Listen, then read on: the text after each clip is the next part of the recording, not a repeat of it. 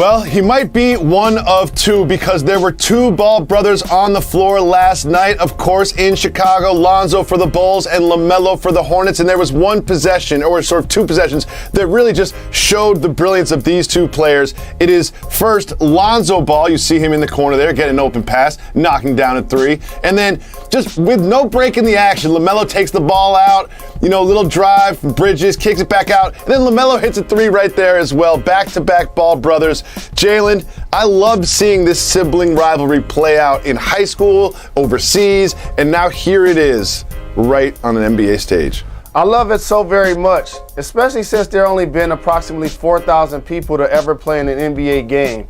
It always has been impressive to me, whether it's the Currys, the Plumlees, the Holidays. I could go on and on about the brothers that have siblings, not only in the NBA, but in professional sports. But there are not many starting point guard jobs in the NBA. It's only 30 teams. And for you to have two sons both doing that, getting great contracts and have great careers happening, it's really remarkable for their parents and for their family. But in last night's game, how about Vucevic?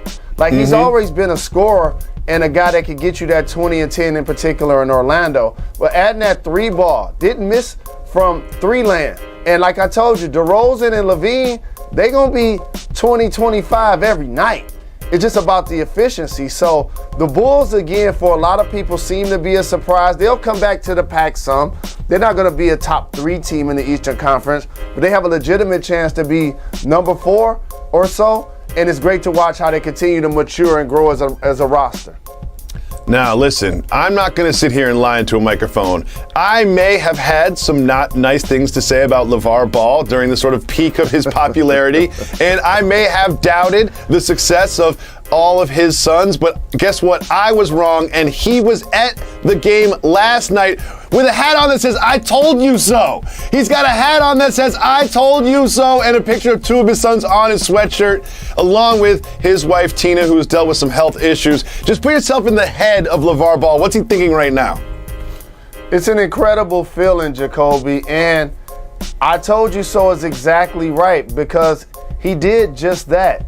And he and his wife, Tina, have done a terrific job of nurturing young men who are not only productive NBA players, but are quality young men. And so I also thought about the fact that I didn't see them necessarily front row in Los Angeles or at Pelicans games or even in Charlotte. That was in Chicago. And so that stood out to me. But again, I'm really happy for them. I'm really happy for their family. And he's come on this show with LaMelo while he was in high school and let us know that these guys had game. He was exactly right. I told you so was right. Well, they weren't the only brothers in an NBA arena last night. Very famously, the Jokic brothers accompanied the king, the stretch mark 5, to the NBA arena in Miami because, of course, last time these two teams played, we know what happened. But nothing sort of crazy happened during this one except for Jokic's performance, where they handled the Heat pretty easily.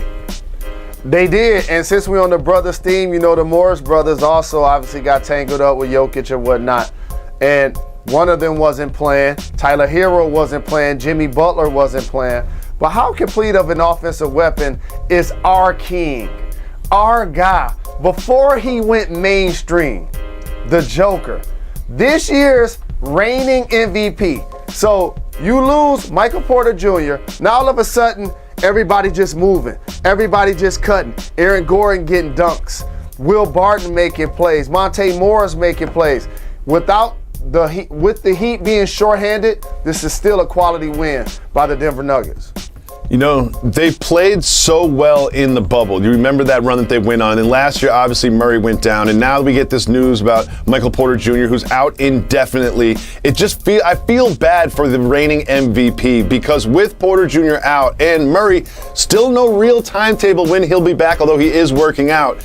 Is this the season for the Nuggets already? Unfortunately, Jacoby, you can't truly be a contending team for a championship or even in the Western Conference, not knowing Jamal Murray's health and now without Michael Porter Jr. I mean, you need that big three in order to really chase your goals, and it's really unfortunate for the Nuggets, who've done a terrific job of putting themselves in position to be one of the best teams in the West. Yep. Well, we hope that Michael Porter Jr. and Jamal Murray can get healthy and they can get back on the court alongside our king, the stretch mark 5, Nikola Jokic. But of all the players that were in action last night, no one had a better night than Jonas Valanciunas for the Pelicans in a win. My man had 7 threes in the first half. He finished 7 for 8 from 3. Jalen, if you hit 7 threes in the first half, how do you only take 1 in the second half? I agree, Jacoby. And by the way, this is a testament to the big fella continue to work on his game. We show Vucevic expanding his range. You see Valanciunas expanding his range. Brook Lopez is a guy that didn't shoot many threes his first 6 or 7 years. The new era of big man that can still get you now. How about this? There are 2 players this year in the NBA that have scored 35 points and had 10 boards while making 7 threes in the game. Steph Curry and JV did it last night against the Clippers. The progression of the big man in today's NBA. A 7 for 8 from 3 is absolutely wild to me. If I'm one of his teammates, I'm getting him the ball in the second half. Now, obviously, they were ahead, so he didn't play crunch time. But still, big shout to Valanciunas, someone who NBA casuals may have forgotten. Lonzo's Bulls. They were playing each other for the first time all season. And, you know, if they're playing, that also means LaVar Ball has to be in attendance. Who doesn't have a set of balls going against each other? Richard, onto the court. Onto the court. Here we go. And look, this game was back and forth, watching them just go. There was multiple lead changes in this Charlotte-Chicago game, but you know what happened? Ultimately, the Chicago Bulls revved it up. The final 3-4 minutes of that first half, it was all Chicago Bulls, as you see this finish right here. Well, and you know who was instrumental in revving it up for the Hornets? It was that man right there. It was that man. And look, what I love about him is that his team got down like 20 plus points, but they kept battling back. You see this, look, down 20. And DeMar DeRozan was continuing his show, doing what he does, showing that he is the best player on that Chicago Bulls team. DeMar DeRozan had 28 points on the night. Let's fast forward to the fourth quarter where it really went down. Well, and look at this. This is a 6-point game now. They cut it to 4 with 7 to go. That shows you that this Charlotte team is real. You're down 20 on the road against the Bulls, and you keep fighting. But it was too much of the big fella. Vucevic is back. This man went 7 for 7 from 3. We're not even talking about all the layups. But then that was it. Too much defense. And I'm just going to say this, Lonzo. If this is what you're going to do and lay it up, give it to Zach. I messed you up. I think it was 6 for 6. 16 points for Lonzo, 18 points for LaMelo. Here's what they said after the game. Obviously, you know, we are brothers and it's all love off the court. But on the court, like I said, he got a job he got to do. I got a job I got to do with both, you know, big parts of our team. So, you know, he came in and played as hard as he could. I played as hard as I could. And I'm still a big brother at the end of the day. And I got to stack my wins. Yeah, I mean, it's amazing. I always go out and, I mean, we've been talking about the NBA since we were little boys. So, you know, just going out there playing against them, having moms and pops in the crowd watching, just all around a blessing. All right, we got to bring in JJ Redick with the beautiful New York skyline in the background there. All right, so both Ball brothers are now in good situations. And JJ, I want to start with you here, though.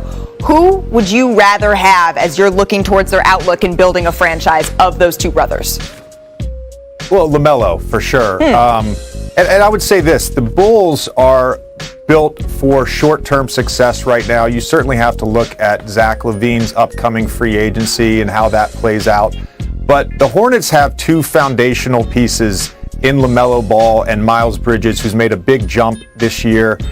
LaMelo, to me, is a transcendent talent. He's every bit as good as advertised. He can do so much on the basketball floor. He's definitely more of a scorer than Lonzo. They're both very disruptive defensively. But there's an aggression to LaMelo's game.